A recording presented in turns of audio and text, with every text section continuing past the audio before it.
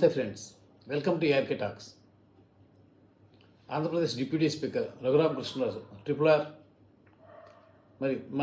Are తర్వాత CID మాజీ chief PV Sunil Kumar మధ్య నెలకొన్న వివాదం ఇప్పట్లో సమస్యపోయేలా కనిపించట్లేదు. సరికదా ఇంకా రాజుకుంటూ క్రమంగా జాతీయ స్థాయి సమస్య అవుతుందేమో అనిపిస్తోంది.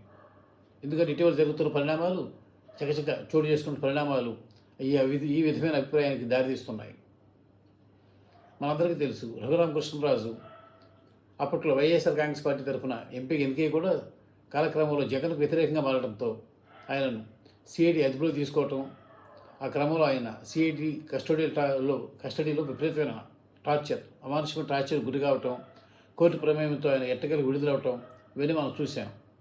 ఆ తర్వాత ఎలక్షన్స్ జరిగి వైఎస్ఆర్ కాంగ్రెస్ పార్టీ చిచ్చుగా ఓడిపోయి కూటమి ప్రభుత్వం గద్దెనెక్కటం, ఆ క్రమంలో తెలుగుదేశం పార్టీ తరఫున పోటీ చేసి శాసనసభ్యుడిగా ఎన్నికైన triple-are Raghurama Krishnaraju deputy speaker అవటం అన్ని మనకు తెలిసిందే. ఈ నేపథ్యంలో ఇటు కూటమి ప్రభుత్వం ఏర్పడిన తర్వాత డిప్యూటీ స్పీకర్ అయిన తర్వాత ట్రిపుల్-ఆర్ తన అప్పట్లో జరిగిన గత ప్రభుత్వ హయాంలో జరిగిన కస్టోడియల్ టార్చర్పై ప్రభుత్వాన్ని ఫిర్యాదు చేయటం, ఆ క్రమంలో సిఐడి చీఫ్ పదవి నుంచి సునీల్ కుమార్ ఉద్వాసన కలగటం, ఆయన సస్పెన్షన్ గురి కావటం ఇవన్నీ మనం చూసాం. ఆ తర్వాత అప్పటికి కూడా ఈ వివాదం కొనసాగుతూనే ఉంది. ఇటీవల తాజాగా సుప్రీంకోర్టు ఇచ్చిన ఉత్తర్వులు రఘురామ కృష్ణరాజుపై సునీల్ కుమార్ మరొకసారి తన పదునైన వ్యాఖ్యలు చేయడానికి ప్రేరేపించాయి. అదేమిటి అంటే ఆయన ఏమన్నారంటే, నా మీద ఆరోపణలు వచ్చినప్పుడు నిష్పక్షంగా దర్యాప్తు జరగాలనే ఉద్దేశంతో నన్ను ప్రభుత్వం సస్పెండ్ చేసింది. అదేవిధంగా ఇప్పుడు రఘురామ కృష్ణరాజు తన సంస్థల కోసం తీసుకున్న బ్యాంక్ రుణాలపై సిబిఐ దర్యాప్తులకు సుప్రీంకోర్టు అనుమతించింది. కాబట్టి ఆ దర్యాప్తు కూడా నిష్పాక్షంగా జరగాలంటే రఘురామ కృష్ణరాజుని అన్ని పదవుల నుంచి సస్పెండ్ చేసి నాలాగానే కూర్చోబెట్టాలి, అప్పుడే సమన్యాయం జరుగుతుంది అంటూ ఆయన పివి సునీల్ కుమార్ ఇటీవల సమావేశంలో అన్నారు. దీంతో అసలే ఆవేశపరుడు, మాటకు మాట వెంటనే జవాబిచ్చే తత్వం ఉన్న ట్రిపుల్-ఆర్ ఇమీడియట్గా రంగంలోకి దిగారు. అంటే డైరెక్ట్గా మాటలతో కాదు, గ్రౌండ్ వర్క్ క్షేత్రస్థాయిలో దిగారు. ఆయన ఏం చేశారంటే, సునీల్ కుమార్ స్వస్థలమై ఎక్కడో కనుక్కుని అక్కడ ఆయన కుటుంబం గురించిన పూర్తి వివరాలు ఆరా తీశారు. ఆ క్రమంలో ఆయన తెలిసింది ఏంటంటే, సునీల్ కుమార్ అవటాకి జన్మించింది ఎస్సీలోనే, అప్పటికి కూడా వారి కుటుంబం ఎప్పుడో క్రిస్టియానిటీ తీసుకుందని, క్రైస్తవులుగా మారారని, వాళ్ళ అమ్మగారు కూడా క్రైస్తవం తీసుకుని చనిపోయారని, ఆవిడ సమాధి క్రైస్తవ శ్మశాన వాటికలో ఉందని పేర్కొంటూ ఆయన్ని కనుక్కుని ఫోటోలు వీడియోలు తెప్పించారు రఘురామ కృష్ణరాజు. ఆ తర్వాత పివి సునీల్ కుమార్ తండ్రి ఇప్పుడు ఆదివారం నాడు చర్చికి వెళ్ళి ప్రార్థన చేస్తుంటారని ఆ సాక్ష్యాలు కూడా సేకరించారు.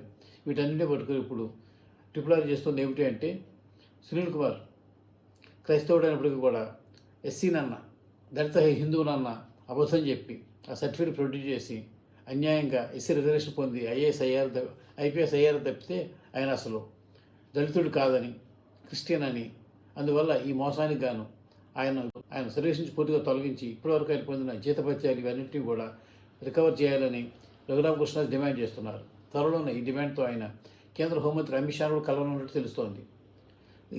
దీన్ని బట్టి ఇప్పుడు ఇదంతా విన్న తర్వాత దీంట్లో జాతీయ స్థాయి అంశం ఏముంది అనిపించవచ్చు మనకి. కానీ రఘురామ కృష్ణరాజు ఇంకో మాట్లాడుతున్నారు. ఇట్లాగే చాలామంది దళితులుగా చెప్పుకుంటూ క్రైస్తవులు అయినప్పటికీ కూడా వారు రిజర్వేషన్ అక్రమంగా పొందుతున్నారని, నిజమైన దళితులకు ఆ రిజర్వేషన్ ప్రయోజనం అందకుండా చేస్తున్నారని, ఇలాంటి వారందరినీ కూడా కనిపెట్టి వారిపై తగు చర్యలు తీసుకోవాల్సిందని అంటూ ఈ సునీల్ కుమార్ ఉదంతాన్ని, తాను కనుగొన్న ఈ అంశాలన్నింటినీ కూడా సాక్ష్యాధారాలతో సహా కేంద్ర ప్రభుత్వం ముందుంచుతాన్ని, కేంద్రంలో రాష్ట్రాల్లో ఎక్కడైనా సరే ఇలాంటి అన్యాయంగా మతం మారినా కూడా దళిత హిందువులు అని చెప్పుకుంటూ రిజర్వేషన్ పొందిన వారి బండాల మొత్తాన్ని బయటపై చేసి హిందూ మతాన్ని కాపాడుతానని, నిజమైన దళితులకు రిజర్వేషన్ ప్రయోజనం దక్కేలా చేస్తానని ట్రిపుల్-ఆర్ అంటున్నారు. ఎందుకని ఇందాక ఫస్ట్ నేను చెప్పింది, ఎప్పుడో రఘురామ కృష్ణరాజు కస్టోడియల్ టార్చర్తో మొదలైన ట్రిపుల్-ఆర్ ఈ సునీల్ కుమార్ మధ్య వివాదం క్రమంగా ఒక పెద్ద జాతీయ స్థాయి అంశంగా, ఒక అత్యంత కీలకమైన రిజర్వేషన్ అంశాన్ని, ఈ మత మార్పిడి అంశాన్ని, దళిత హిందువుల అంశాన్ని, వాళ్ళ రిజర్వేషన్లని, ఇట్లా బోర్డులని సామాజిక అంశాలని దేశం మొత్తానికి ఆసక్తి కలిగిన అంశాలన్నింటిపై ప్రజల దృష్టి మరోసారి పడేలా దీనిపై విస్తృత చర్చ జరిగేలా దారితీస్తుందని అంటోంది. చూద్దాం ఇవన్నీ ఇంకా ట్రిపుల్-ఆర్ సునీల్ కుమార్ మధ్య నెలకొన్న ఈ వివాదం మరి ఇంకెన్ని మలుపులు తిరుగుతుందో.